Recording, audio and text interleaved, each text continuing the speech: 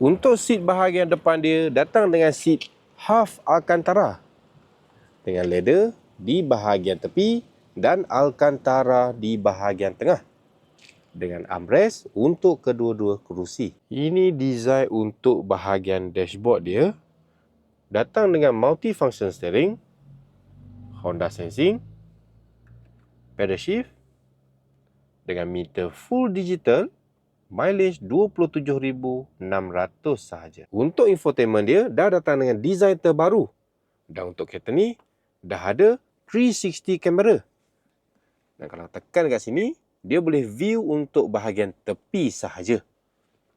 Dengan finishing Alcantara di bahagian dashboard dan juga pintu. Dan kat sini ada ruang untuk letak barang. Sama juga kat sini dan juga bawah. Untuk yang ni, hook untuk letak barang. Kalau tak nak pakai, boleh simpan balik. Cup holder kat sini, dan juga sini. Ada charging port. Di side mirror ada blind spot monitoring. Kat sini ada digital e-mirror aftermarket yang owner Jepun dah tambah. Untuk berminat dengan kereta ni, korang boleh Roger je terus. Okay guys, jom kita tengok belah belakang pula.